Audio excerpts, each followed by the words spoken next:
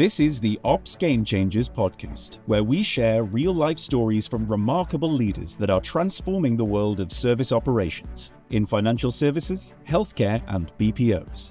In this series, we explore some of the key challenges faced by service operations as they strive to deliver more capacity, more productivity, and more business impact. In each episode, we delve into how these Ops Game Changers have addressed a key challenge or issue. Our guests share how they went about unlocking significant value, adopting best practices, and experiencing some game-changing results. Hello and welcome to Ops Game Changers, the podcast that shines a light on the crucial role that operations teams have in driving business performance and improving staff and customer experience. My name is Bhavesh. I'm the CMO at ActiveOps, and I'll be your host today. Now, in each episode, I hone in on one KPI or challenge that a business has solved, delve into how they went about doing this, and explore the outcomes achieved. Now, today, we're actually doing this live. I'm at the Nedbank offices in Johannesburg, and I'm delighted to be joined by Brinsley du Plessis, who's the Managing Executive for the Transformation and Program Management Office over here at Nedbank. And they've been on quite a journey. They've been leveraging data, operational data, to identify and optimize processes to drive their customer experience and their customer outcomes. So we're going to find out a little bit more about that. So before we jump into the topic, let's welcome Brinsley to the podcast. Brinsley, welcome. Yes, hi Bhavesh, and really a privilege, and thank you for inviting me to the podcast. Well, thank you for allowing us to come and film in this fabulous office here in Johannesburg. So, you know, the whole topic of this is all around how do you use data to drive operational efficiencies, right? Processes, every ops team, every transformational program in some shape or form is all looking at straight-through processing, removing complexity and driving those better outcomes. So we'll delve into that a little bit more today, because you've got a really interesting journey in terms of how you've gone about doing this. But before we do that, tell me a little bit about yourself. How did you end up in your role where you are today? Well, it started, 35 years I'm with the bank now. Okay, wow. Started back in 1990. I started as a teller at the Perm, interestingly, and as you know, Perm was bought by Nedbank back then in the days, yes. in the early 90s, and then retail and business banking was integrated in around the 2015s thereabout. And I just obviously had various executive or divisional exec roles, and I was then, kind of closer to where we are now, and kind of the topic for today. In about 2018, I took on the role of the Transformation Office and Program Management Office. So really coming out of line business, and really to drive a lot of the strategic program office work and transformation agenda, or business transformation agenda.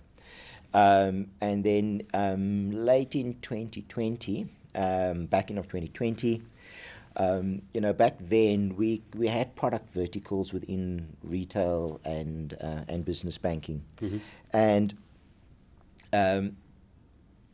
what we found there is that we had bespoke product areas, and they kind of went from product build, design, understanding CVPs, but also they had the credit function there, the operations function, and also middle back office, the processing of applications and servicing as well. So kind of end to end from strategic to operational. Right. But with that, obviously, bespoke system, bespoke processes. And we started to pivot as a bank to really being, pricing for the client, credit for the client. So we're trying to drive more customer-centric organization. Correct, yeah. Then Project Phoenix was emerged, and, I was just tasked to lead the reorg design back then in beginning of 2021, really going from vertical product lines to horizontal solutioning. Right? Understood. That then taking all the ops areas, really pure operational middle back office work, and getting a center of excellence across the product and also the channel lines. I mean, some of the product areas have their own channels as well. Yeah. And we had a branch infrastructure and contact center. So really bringing, and we created what we call the Nedbank integrated channel with all the channel competencies and capabilities coming together. We had all the ops areas coming together, if you think pure middle and back office operations. And then also we had a integration of all the credit deal underwriting, modeling, and pricing, so you can start to get closer to pricing for the client holistically, Got it. credit holistically, etc. So that was really, where I kind of drove the reorg for retail and business banking back then, And then obviously Phoenix is now starting to be wrapped up, and I've got a vast experience on both retail and business banking in my ops days, etc. And I was then asked, can I then come back into line business and roll up my sleeves, right? How did you feel about that? Feel about getting back in there, rolling your sleeves up? I thought, it's what I've done before. One thing that I did miss when I moved from a pure line business into the transformation, because it's smaller teams, it's more SMEs, I enjoyed interfacing with people on the ground. Oh, brilliant! Yeah. With the guys where the rubber hits the road, material and resource, and really working and engaging the teams at the end, mobilizing them at the end of the day, right? Of course. So that's when I then in 2023, about Q3 of 2023, about September, October, I then took on the ops. But I kept my business transformation team with me. Yes. So it was ops and BT. But that's where it comes together, right? And that's how I got into the role. And I then obviously started to work again with John and Sarah and so forth, and how I got back into the ops world, So it's really interesting, right? Because, the whole Project Phoenix thing is a fascinating example of how an organization can change rapidly to center around the customer. And I know in the first few years it was all about clearly getting the whole idea of data embedded into the ops environment, having a standard set of figures and stats that everybody's consistent with, and you're really using that information to drive individual performance and drive that productivity and use the capacity more effectively. The second phase of that, though, is really then where everybody wants to go, right? I mean, it's been like this since day dot with transformation and process. Everybody wants to re-engineer the processes. Everybody wants to take the waste away. Everybody wants to straight through, self-service, automate. We've had the era of bots, and now we're about to enter this new era of Gen AI, and the world is going to, change in terms of the ability to drive that customer-facing, straight-through type of interactions. But so you've got a great foundation when you came back into ops, but you started to tackle the processes themselves and trying to figure out how do you streamline and make them more efficient. So let's delve into that, because that's really what we want to talk about today, because I think it's a really interesting example of how you've been able to use the data to identify, because I think for me that whole idea of process transformation is it's two things, right? First of all, how are you going to identify it? Which are the bits you're going to spend your time and effort on? And then secondly is how do you get the outcome? Correct. Because a lot of these transformation programs tend to fail because they don't pick the right area, and secondly, they don't deliver the business case outcome at the other end. Correct. And that's, everybody's struggling with that, right? So really kind of delve into that. So, how did you, use that data to first start identifying the areas to go after? And Bhavesh, it's a fascinating question, right? And I'm a firm believer that when you start to tackle the dilemma as you've just mentioned, yes, I must say it's almost like taking a picture. Some of us like to take the picture right up front and use it almost like a passport photo, right? So I said, before you get into that for ops and that, let's stand back and take a picture of the whole thing. The whole thing. Okay. So let me explain. So I mentioned early on, retail and business banking, 14,500 staff. But if I kind of break it up into front office, middle office, right? We sit with a branch channel, physical branches out there, just over 400, probably just under 5,000 staff that interface at the cold face with the customer that will take a product order or a service order need. Yes, we've got in the center all our product segment development, constantly understanding customer changing needs and wants, and they drive the innovation, next best thing, etc. And they evolve and also fix things that are not resonating with customers. But then once the customer that comes in, whichever channel they choose, right? Which could be the money app, or our mobile, it could be the web, it could be the physical channel, right? Or it can be the relationship hubs where the business managers sit, etc. Now that work, or contact center. Yes, of course. Just over 1,000 contact center agents. So all of that work is front office work. It's where the customer sees and feels it. But then a lot of that work where it's not straight through processing as yet, has to go to what I call the middle office. And that's the area I took over from Razi. 1,200, 50 of the staff are BT staff, specialists, analysts, etc., project managers, but 1,200 are core operational staff. And, you know, what was very important when I took the area over was, and I told you I like engaging with the staff, is that I said, you know, we are no different to the planes we fly in. Yeah, we see the pilot, we see the air steward, the person doing our ticket.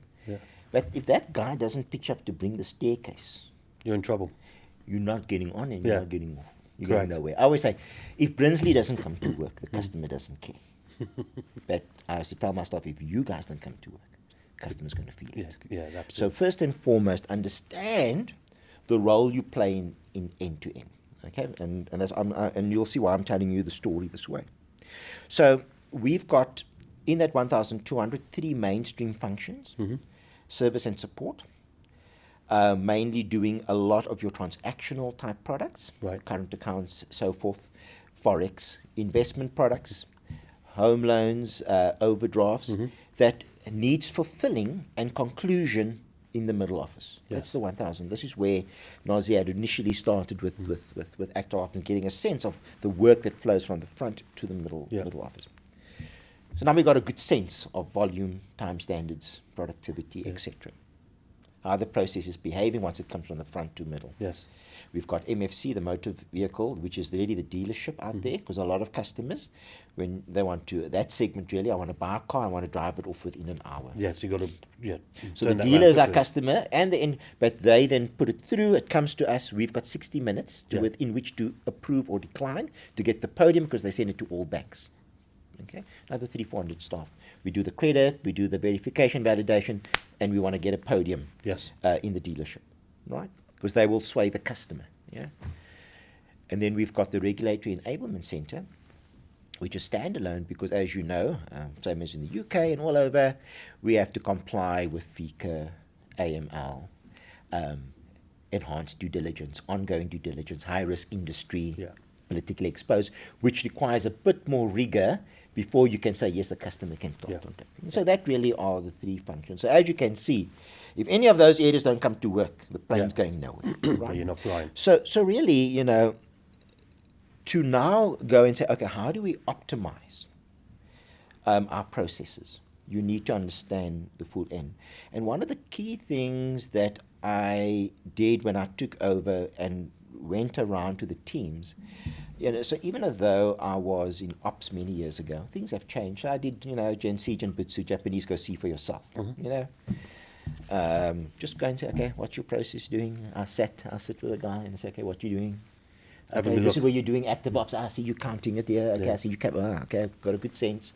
Just to refamiliarize myself, just, you know, immerse myself. Get back into it. What are you doing? And I see, lots of paper or lots of handoffs. And got a good sense, right? But importantly, I made each and every staff member doing the work, their goal commitments or their performance indicators were linked to 3 top-of-house. So Tico, who's our ME, he obsessed about 3 things. Are we growing revenue, market share? Are we managing our expenses judiciously? Are we optimal? And are we managing impairments? Got it. Right? Yeah, so those are the 3 things that matter to him. So if you were doing a processing of an OD application and payout, you were linked to revenue. Yes. But also to cost, because if you do it wrong, there could be a loss. Right? And if you were doing a bit of credit, you know, are you doing it judiciously? That there's no. So everything pointed to one of those 3 because purpose is so you're giving all the teams, I guess you'd call it clear line of sight, right? what they do day to day, and how that impacts. Clear line of sight. Yeah. Now to your question. So when I joined Sarah, they said, Brinsley, can we orientate you with ActiveOps? I said yes, because I just did an introduction with John. I didn't get into the detail. That was Nazi, and she got that off the ground. And then I think it was Damien from the UK, then spent a couple of hours with me, and he started to navigate me, to show me. I said, take me through the mechanics. I sat with a staff member. I see they do something, then they go on to ActiveOps, and they say 1 or 2. Okay, got it. And I see the team guys are starting to plan. Just maybe take me into the engine. Yeah, and see what's going on behind it. So take me through it, and he said, okay, you'll probably use this report and whatever, etc. and so forth. And he said, okay, but you'll use this one, and then he kind of, went quickly over Pareto. Right. And he said, I said, oh, pause. Come back. Reverse. And I said, okay, can I see what's in there? And he clicked on it. And I said, whew. This is the ring that opens it all up. Oh, it's like gold for me and my team, right? Because I wanted to apply a strategic lens onto it now. So I said, okay. I then got a couple of the BT analysts. We said, guys, can you take this Pareto data and bring me insights? Right? And because a few of you've got data, but data is also meaningless until it becomes information. So what I saw on the Pareto is lots of information flows for the different products and services, etc. Now we need to string some of those data things together and say, what are the insights? Yeah. And that for me was where I took it over from, and without that foundational capability, I would not have been in that position. The team and I then used that as a starting point. As a starting point to point us to where to go and look, where we were suboptimal, and to select the processes end to end, not just in our middle office. Full on. Yeah. At where we need to collaborate, okay, to be optimal and get best benefit for customer, as well as for our clients that were buying our services as well. And one thing I forgot to mention, we took a lot of the data points and the insights that we got, and then I gave it to my finance officer. I said, now can you take the aggregated cost of every department and function and give me a cost per minute? So you've boiled it down to the actual... So now we knew that department was 5 Rand, that department was 6, and you started to create a bit of competitiveness. I said, now we put a commercial lens on it. Yeah. We are selling us. Why must the segment and the channel come to us to process the home loan? Are we optimal? Because we're charging 5 Rand 12 cents a minute. If you multiply that up, that's your... So you can see what we started to do is really show them how they play across all those 3. And it just changes the mindset of how they now engage with the data. Of course, because there's an understanding there in terms of what the outcome is. Now, one thing, the interesting things about the data set that you identified, which is the Pareto data, which looks at the tasks that are taking the most effort. Right? 2080 was very much alive. Yeah, and it's really interesting because when we look at a general process transformational type of programs, there's lots of data you could use, right? You can use your systems data, bring it all together, and then help you identify the process changes and the process elements and give you the whole picture. You can do a whole bunch of deep dive with process mining, and there's so many things you can do. But in many cases, it's that effort data that makes the difference. It gives you the different lens on, actually, I've got all these areas I could focus on. Well, let me go, it's already telling me this is where I should go and focus. So that clearly, that foundation helps you think about the areas to go and focus. And with the other work that you did around boiling it down to really the kind of I guess the common denominator, which is the cost per minute across all of it. Yeah. It allowed you to understand, I guess, in some ways, if you made that helped you build your business case, I would imagine, right? Correct. If you if I went down to that task that took that most effort, I'm going to save X minutes. Correct. And then that made you, was that how you made your decisions? Yeah. And when we put up the cost per minute, Yeah. It was actually quite fascinating. The respective functional ops executives. Oh, I see you 6 Rand 12. Yeah. MFC. You just under 5 Rand. They were the most optimal, right? Yeah, how are you doing Woo, that? no, they start looking now. It's competition. Yeah. Hey. Am I going to be able to sell my service because they look a bit cheaper than me, right? Yeah. So you just heightened. You lifted it to a strategic conversation, right? That's where I wanted it to start. And then the how was pretty easy. I stayed away from the how. Okay, got somebody else to do that bit. Because what I know, I'm clueless to the how. I just figured on the what and the why. Yeah. Okay.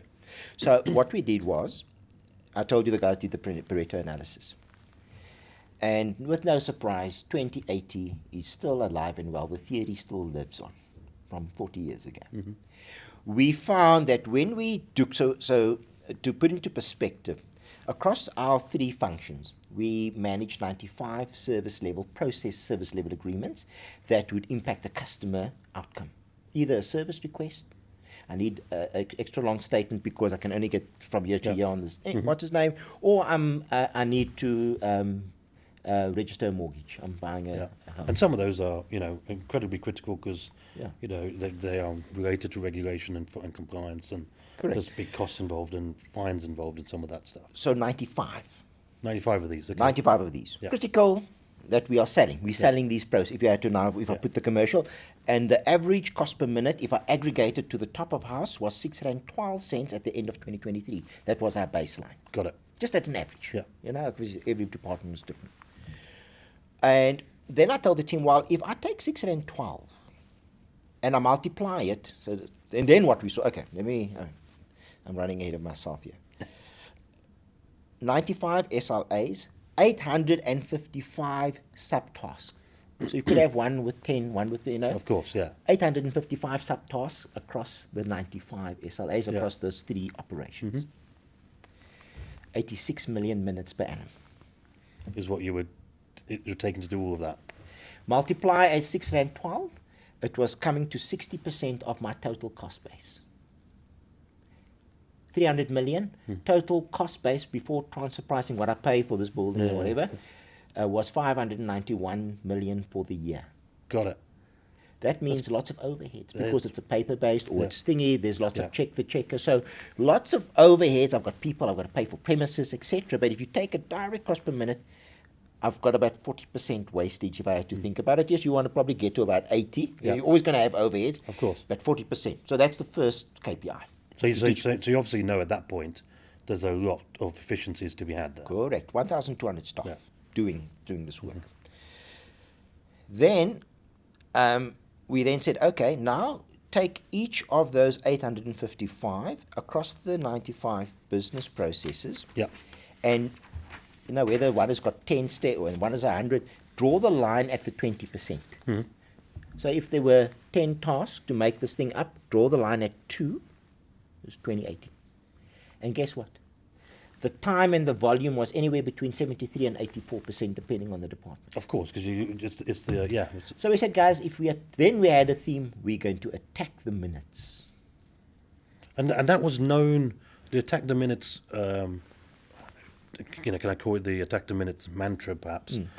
Was that therefore known to the staff? So we did the roadshow, we showed them the volumes, and then we invited them to the big conversation. So they felt part of this journey that you're on. We said, guys, we've got various problems. We've got to load balance. We found, so there were almost 2 domains. It's running the business. And the challenge I put to the staff once we showed them the data and the volumes, etc., that they were capturing daily on ActiveOps. Yes. And now we showed them the big picture. So they could understand the part that they play. Cost per minute and whatever. And we then said, guys, we have 2 halves of the story. The first is run the business. So daily, we have to meet SLAs. 95 SLAs, whether it's got a 90% pass mark, a 95 or 98, depending on how much paper versus tech there is, etc. And I said, guys, just imagine this. If you are doing 100,000 widgets a month, 10% is a lot. That can go, it's 10,000. If you're doing, some of the guys are doing 1 million things a month. At 10% error rate, There's a lot. There's a lot. Just imagine buying a McDonald's burger with 10%. You know? Yeah. So I said, guys, We have a lot of unhappy customers. exactly. Given this the size, you know, so the guys started to make them think. Mm-hmm. So okay, listen here, we can't accept 90. So guys, we need to move most of our SLAs must be 95, 98, and we must get to Six Sigma level eventually, right? As far as possible. And people then started to understand because you're having a big conversation with them. Yeah, they've got context now, right? Then we said, but guys, you've done a lot of good work in terms of productivity, capacity management within the vertical functions. Yeah. To some degree, we're moving in the sub-functions between each other, load balancing, you know, using the ActiveOps. But there were some people that were starting to go across, but it was like, you know, it was quite a process. We had to meet with unions, then we had to meet with HR. I said, guys, but the skill set, the profile of the person, whether they're here or here, whether you're doing a home, it's the same. Yeah, How do same we type of work. make one big ops and make it more fluid? So we showed the guys some of the businesses that were burning, volume, time standards. We said, listen, you can see they're not going to make SLA. You can see the SLA is red. Yeah. So I asked them, how can we solve this? And people start putting their hands up. Oh, we should automate. Better straight through processing. Yeah. Most of them says flexible work practices. So I said, what does that mean? No, but you know, we're quiet on these days. Yeah. We've closed the taps because of impairments on personal loans, so we're doing less of these Yeah, so go and somewhere. more of the other. Why can't we go and work there? Yeah. Mm-hmm. I said, great. You know, I had a picture of the boat and two guys sitting there. Oh, it's not my problem. And the two guys sinking, throwing the water out. Yeah. I said, you know, how do the orange guys help the purple Yeah. guys? And the guys said, I said, great. Do you know what actually happened? What? Guess what the challenge was? Is there going to be a fair process to select me to go there? So it already created this idea that, Yeah. I want to be part of Yeah, this. no, or is it going to be, are we going to only choose, how are you going to choose who? Because people then also started to realize, but then a lot of the recommendations was straight through processing and automation. Yeah. But then they also know, but then that means it's going to drop here. But if I can make myself future fit and also go and learn there, Yeah, you've got a career path. I've got a career path, Yeah, etc. completely. So that for me was the big, bringing them to the big conversation. Yeah. And I used the example. I said, guys, now you see 86 million minutes. We've got it 2080. I asked the teams, I said, we've got our top performers and that, you know, these guys want to add value once you give them purpose. You know, bring them into the room. Yeah. Say, guys, which of these 86,000 minutes at the 2080, we only focused on the 2080. And we created a new language. You know, I said, so you guys said STP, robotics, and Gen AI, some of the younger ones. Yeah, Gen well, AI. Gen Gen AI. AI is the new Gen AI. Yeah. So I said, okay, which of our processes are STPable? And that's the language. Just add a little thing at the end. Which are roboticable, and which are Gen AIable? You know, just create a bit of fun in there. Yeah. Can you guys go and Have a look at it. do the mapping? Yeah. And you tell me which are candidates for each of those. Bottom up, 24 million minutes STPable, 8 million minutes robotics. That means it's got to come to us and then we do the robotics from Yes. here. Whereas STP means you Straight at the through. start of the channel. Yeah, That yeah. means we've got to go and work in the channel to say, You don't have guys, to the touch work it. mustn't even come to us. Mm-hmm. And when we stood back and we got the bottom-up input, you know, Yeah. and it was the divisional execs, their Manco, and they would have, you know, worked with analysts and their teams to get input, you know, come up with ideas. Yes. We worked out that if we could do the 23 million or 24 million, if I had a magic wand, Then what would it mean? we would have 40 less SLAs to worry about. Wow. Okay. That's huge. Why do you have an SLA? Because there's work flowing. Yeah. If there's no work flowing, there's nothing to worry Yeah. about. Yeah. Okay. 40. The rest would have been taking a 10-step process, making it 5 steps, making it shorter, and also getting closer to 98%, 99% SLA performance. So we then, as a collective, now that we're at the bottom up, set ourselves a goal that we were going to, between 2024, you know, over and above the work that Nazi and the team had already done, because they had done a lot of heavy lifting Yes, prior, exactly. You had a good 140, foundation 150 already. productivity. Yeah. The next horizon was to take 23 million minutes and attack those minutes Yeah. across the functions between 2024 and 2026. We did 8 million last year. We're on about 5.9 million this year, and we still have the balance of our 24 between now and the end of the year. Okay, and then the balance of the if you added it all up, 24, 8, and 7, about 40. Yeah. 27, 28. So we carved it up into short, medium, long term. Fantastic. Right? So, and yeah, that was the journey of how we zeroed in. And oh yes, one more thing. We then went to our segment owners and to our channels to say, okay, if I cut this time, what do you want? Yeah. Do you want me to drop the cost per minute? Yep. And Aneta from RB said, no. That one SLA that you have a 90% pass mark. I want 100. Yeah. Or Or that 4 hours, Yeah. take the people and Yeah. redeploy them and make it 2 hours. Yeah. Because that's a key one for me. So we had a balanced view of redeployment to make it go faster, but they had with the remaining steps in the process. So we did do an overlay from channel and segment so that we didn't just give them the option of the cost. And just to give you a sense of it, we targeted 92 headcount for 2024 associated with the 8 million minutes. We banked 71. Wow. The rest was redeployment Yeah. to go from 90 to 95, or to, in some cases, give them a quicker turnaround time, or dedicated queues, etc. So one of the things that you hear a lot when you're talking about these kind of programs is the kind of general fear from the staff that my job's going to be displaced, or but what you've done here, from what it sounds of it, is you've brought the team along the journey with you from the bottom up, as you described, and they feel part of that outcome because they realise what that outcome means from their SLA point of view. And I guess the savings And that you from their pocket. and from their pocket. And I'll explain to you how we did that, right? But finish up. Yeah. So does that mean, therefore, then, inevitably in these kind of scenarios, you potentially need less headcount and those kind of things happen, and you're redeploying these individuals in another part of the organisation? Yeah, our retrenchments, we reduce that with no retrenchments, right? Yeah. Because if you are on the front foot, you have foresight, listen, I've got these initiatives, it's going to land in 6 months or whatever. As you start to get people, natural attrition, you start just slowly freezing it. Yes. Get contractors in. Exactly. You don't need to then hire more And staff. people can trust you. They eventually say, okay, you reduce, but Yeah. here was another big conversation. So I explained to each and every staff member how their bonuses, how do the SDI, our short-term incentives work out. It's related to headline earnings. Now I shared with you earlier, the group is 15, we 5.6. So you've kind of joined it all up, all the way So up. I said, guys, bonus pools are set based on our Q0 budget. So if you said you were going to do 10 at Q0, did you do 10? Then your bonus pool is intact. If you did 8, your bonus pool starts to dilute. And therefore, it's going to hit my pocket. Yeah. Correct. And based on, so when the guy said, no, but we heard that we grew 7, I said, yes, but that's year on year. Q0, we were supposed to grow 13. So when I started to walk in, they used to ask me, how's Q0? So now they've got a vested interest. Yeah, so now they're not interested in year-on-year growth. Yeah.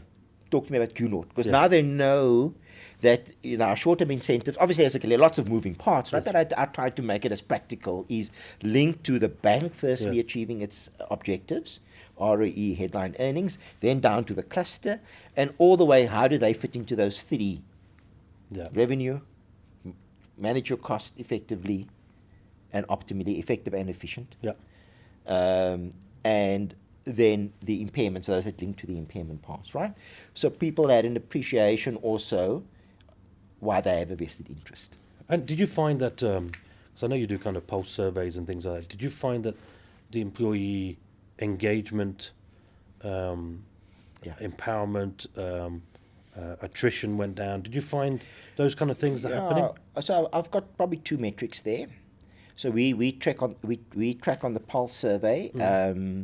It's similar to like a client NPS. Yes. Are we a great place to bank, and are we a great place to work? And there's a whole lot of dimensions and things that get asked, etc. So probably one of my very proud moments in this is that we took it from 5 in 2023. Yeah. And as at the last check, we were close to 25. It went from there to 20 and then to 25. We're even higher than the cluster average. Wow. Okay. A great place to bank was also in the kind of teens. It's now 32. How they think about the bank, right?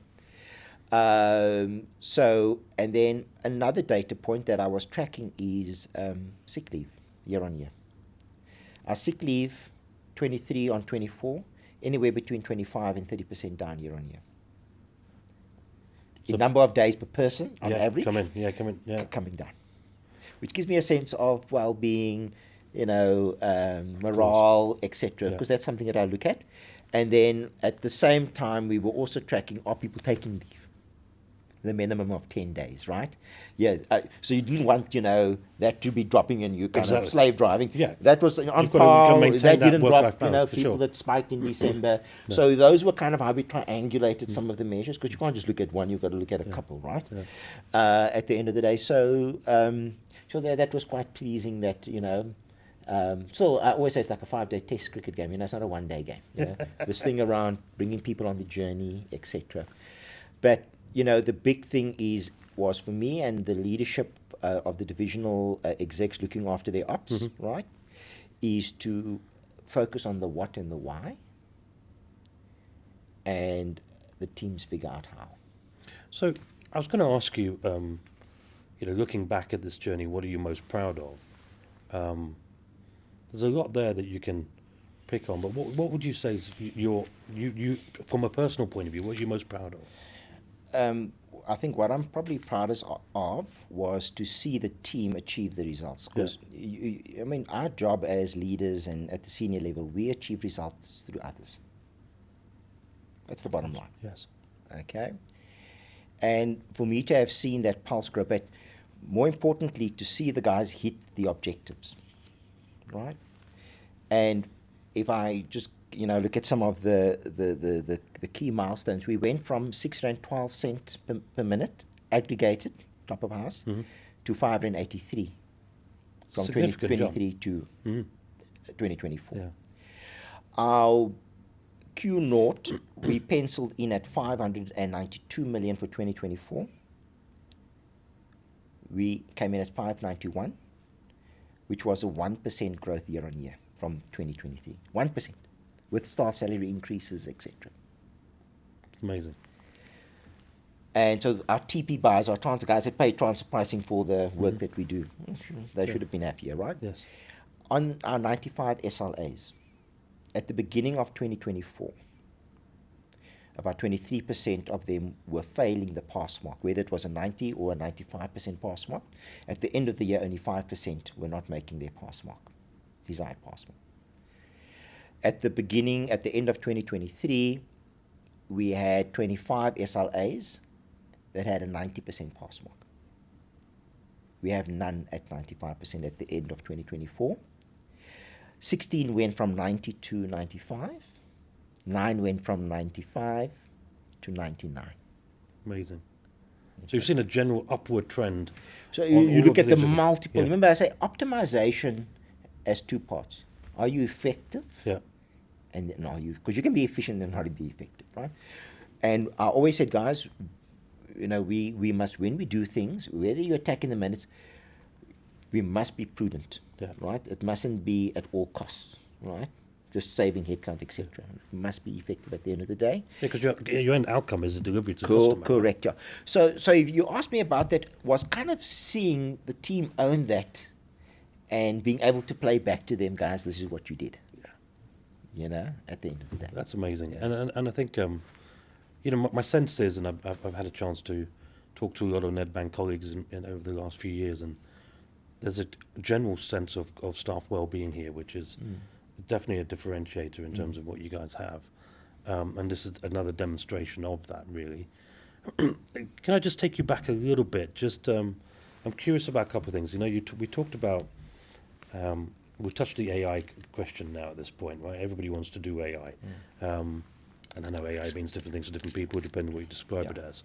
But we talked about this idea that from bottom up, what is straight throughable, what is Gen AI-able, and I've already forgotten what the middle one. Robotics. The robotics one, yeah, exactly, the robotics one. So when you now look where you are today, or when you were at that point, Did you use any Gen AI in there, or was it predominantly bots and straight through process? That where most of the hit Yeah, came so the in? initial was predominantly the bots and straight through. I'll explain. So what we did in last year, we started exploring a few use cases for Gen AI, because obviously still Early days. early days, yeah. A lot in our channels, like for our chatbot, etc., like NB, our chatbot on the app, a bit more front-end Gen AI helping customers, The same with card delivery as well, when the customer is starting to get the WhatsApp. So we've started to test there that, before it was an SMS and they don't see the SMS now, it's through WhatsApp, and the bot helps to a degree until the customer comes up to say, firstly, I don't like this card. Well, okay, we're asking you about your renewal of your card. Then it's got to kick off into a call agent, etc. Right? So we that we've just now launched now this year. So all our card renewals now are starting to work through WhatsApp with a bit of bot, but then also with workflow to kick it into an agent if the customer is not within the script, etc. In the ops world, most of our Gen AI was focused within the regulatory enablement center. So we've got a few use cases there where, so as you know, if you are an agent doing enhanced due diligence, or you need to see is a person politically exposed, a high-risk individual, there will be things where you now need to go and check adverse media and so forth. And, when you sit with one of those guys, it can take them 2 days just to go through a enterprise that's got all these associated parties. And now you must go and see, okay, Bhavesh, we picked up a bit of negative. Now you must read the media. It can take you like a couple of days to do that one. Right? So that's where we saw how do we start to use the AI to help those individuals be more effective, do a lot of the grunt work that they can then just focus on, okay, was this really an ad, and make the decision, etc. So that's kind of where it's at. I don't have the answers as to how they're doing because, as you know, I told you about Phoenix coming to ops. And as you know, our group has now decided to also reorg, and I've been asked to do a lot of the leading there. So since the beginning of the year, I've been kind of focused on that. Whilst Antoinette has been caretaking the ops, and Ozzy is now obviously taking the reins again there. But that is kind of where we have pointed the Gen AI focus, because it's complementary to making the human being and the staff more effective. And that's where we are pointing it towards. So can I ask you your view then? So you're now walking into, you started with the Phoenix, which was customer-centric, bring the clusters together. And then you went from the people to the process element fundamentally within the ops side, connecting front and middle and streamlining the whole process from front, middle and back. And attacking. And we're still busy with that too, of course, the road is long. that's never really finished, right? And that's a constant improvement. And you're now faced with a much larger reorg that's going on within the organisation. I'm curious, when you're looking at the next phase of reorg, do you have in the back of your mind, or is there a driver from the board and C-level that says, how do we use AI more effectively? Is that at that level, are you now looking at it and go, okay, how do I now start thinking about the next 5 years and how AI is going to fundamentally change my organization? Is that how it?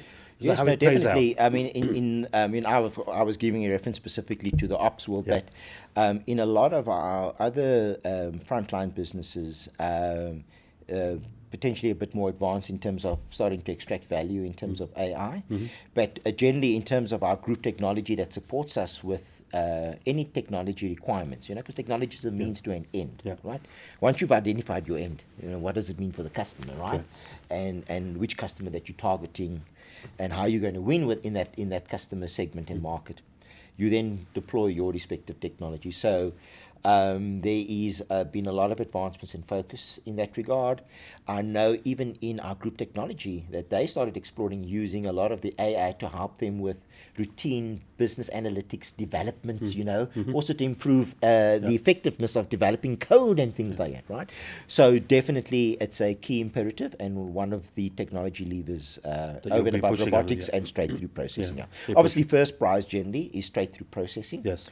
Whenever you look at something, once you've understood the end, what's going to woo the customer from the competitor to yourself, make you distinctive, right? And do you think that's a really interesting point? But do you think that if I look at the market industry and peers who are doing this in other areas, do you think the Gen I thing is a bit of a smokescreen? Do you think that actually there's so much stuff underneath it, like straight-through processing, like bots, that can do so much, and we're only just scratching the surface of what those are capable of doing before you even think about the Gen AI stuff? Do you think we're almost taking a leap without figuring out how you solve some of the other areas? Yeah, and I think once you understand what the capabilities of each of them are, and then you know where to play them. And like when the guy said, how do we determine what is straight-through processing? I said, well, I used the example when I was a cashier at OK Bazaars. It's a supermarket. Yeah.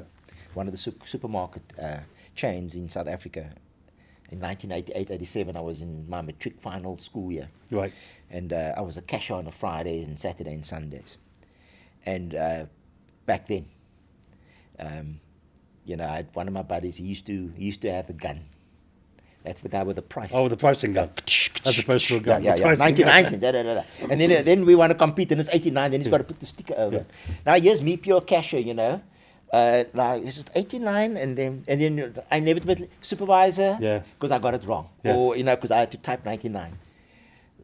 Where are we today? They fail-proof the process. Yeah. Straight. There's now barcodes. Is that now? You don't have to worry I wish I about could have been a cashier. I could have gone and partied a bit more. I could just had to scan. I just had to scan. Didn't have to concentrate much, right? Yes, of course. Fail-proof, right? Yes. So SDP really is that what is the candidate is that if the customer starts on the app or they start in the channel, try and design that it doesn't even go to a middle or back office.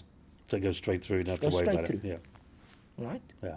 Because the more handoffs you are, like rugby, as you pass down the line, the greater the chance of a knock-on, an error. Human. Yes. Right. So really in the things that are high volume, repetitive, you've got to go SDP as far as possible. Yeah. But where that's not, then can a robot help with some of the screen dumping of the things that are common and then you just perform?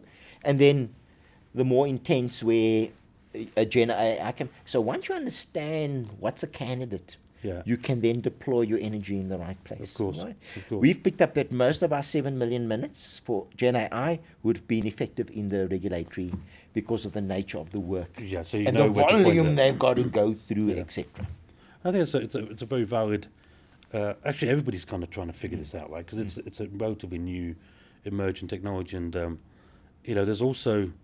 the whole idea of the human in the loop to always check the Gen AI as well. So we're on the start of a long journey, correct, a transformational journey at this point. And really, if I look at our chatbot when customers chat to us, etc., lots of the Gen AI are sitting behind there, right?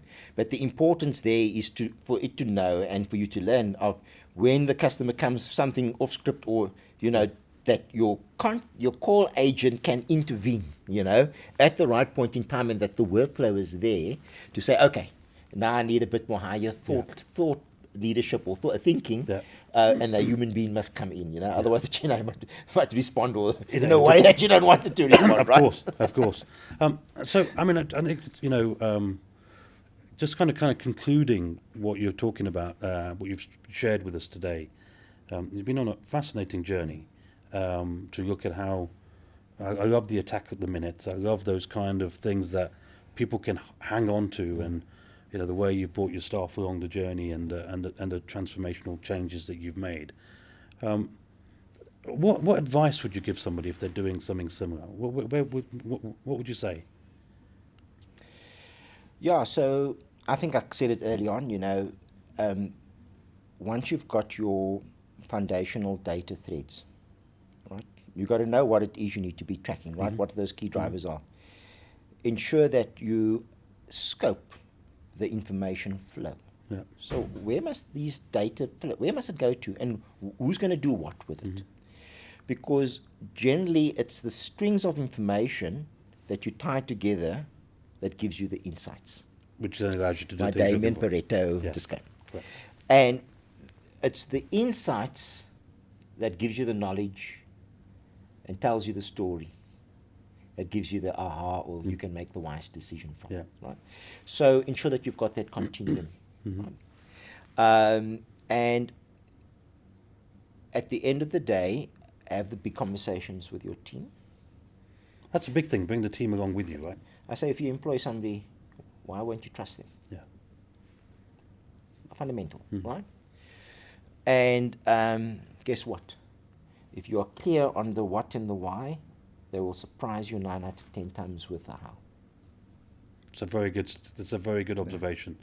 I think we should close it off. That's amazing. Thank you, Brinsley. I mean, first of all, thank you for the opportunity to have a chat with you. We could chat for hours talking about this topic. You're clearly incredibly passionate about the journey you've been on, and it's I think that a lot of our listeners who are going through similar type of programs will take a lot of great nuggets of what you've shared with us today. So thank you so much for doing that. So all that remains for me to say is thank our listeners for joining us. Do check in, catch up some more of our episodes of Ops Game Changers to hear more fascinating insights from other leaders like Brinsley and how they go about tackling some of their operational challenges. But thanks again for allowing us to use these facilities, and it's great to be able to do a podcast face-to-face rather than virtually. So thank you all, and bye for now. Thanks, Bhavesh. Today's Ops Game Changers podcast was brought to you by ActiveOps. We'd love to hear your thoughts. You can do that by sharing them on our Facebook, LinkedIn, or X feeds, or you can comment in the comment section of the YouTube version of this podcast. And if you've enjoyed what you've heard, please do like and subscribe. And check back soon to hear more valuable insights from other inspiring leaders in operations. Thanks again for listening, and goodbye.